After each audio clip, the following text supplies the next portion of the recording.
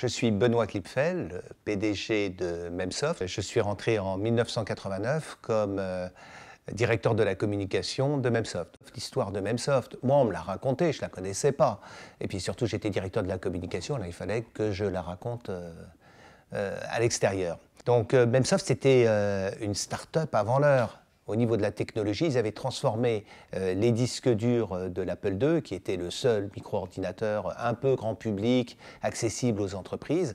Ils l'avaient transformé pour pouvoir gérer des feuilles de paye grâce à la technologie. On utilisait le disque dur comme de la mémoire vive. Aujourd'hui, on ne sait même plus ce que c'est que de la mémoire vive, la RAM, les 32 Go, etc. On ne s'en occupe pas. À l'époque, c'était très important. De ce fait, Memsoft avait un tiers du marché des PC distribués en France. La première grande étape, c'était la signature d'un contrat avec un distributeur de micro-informatique qui s'appelait Procept, qui était le distributeur de Commodore, qui était un concurrent de l'Apple. Ça nous a permis de commencer à faire un petit peu de revenus.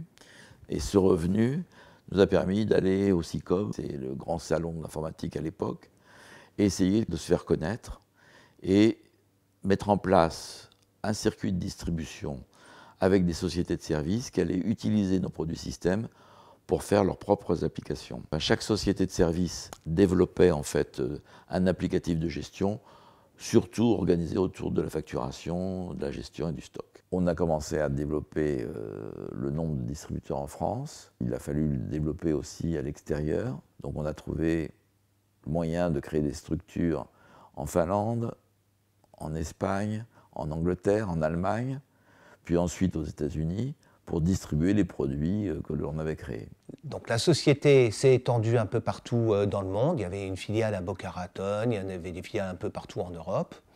Et puis, il y a eu un changement de direction et l'entreprise s'est recentrée sur la France. Ces développements ont été difficiles parce que les financements qui avaient été cherchés par le PDG de l'époque, qui était donc François Nicolas, n'ont pas abouti. François Nicolas d'ailleurs parti à cette époque-là. Et donc c'est Patrick Lafitte qui est devenu le PDG de Memsoft. Il a fallu rapatrier un peu les filiales, donc on a arrêté les filiales à l'étranger et on s'est reconcentré sur la France. Moi, je suis arrivé quelques années plus tard pour prendre la direction de la communication et donner une nouvelle image à Memsoft, l'image d'un éditeur de logiciels de comptabilité et de gestion et un peu moins de technologie. En rejoignant le Conseil général des Alpes-Maritimes, Memsoft Côte d'Azur relevait un formidable défi. Faire briller les couleurs du département, berceau de la société. Aujourd'hui, c'est une société qui a pris une envergure nationale, qui a démarré sur Nice avec une équipe qui était une toute petite équipe, il y a maintenant 8 ans. Aujourd'hui, nous sommes leaders dans notre domaine de la micro-informatique, au niveau des logiciels de gestion. Une grande opération de communication et on est non seulement présent dans la presse mais aussi à la télévision et puis on est soutenu par nos clients qui viennent soutenir l'équipage. On a bien besoin, on est deuxième aujourd'hui.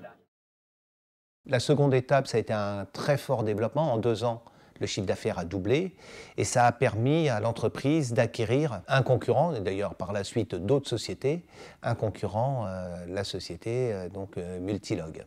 Avec cette société, il y a eu une fusion qui a été décidée quelques années plus tard et Memsoft a pu ainsi récupérer la technologie de Multilog au niveau de l'outil de développement. Et à partir de ce moment-là, toute une gamme de logiciels de gestion, nouvelles technologies, Oxygène, a été créée.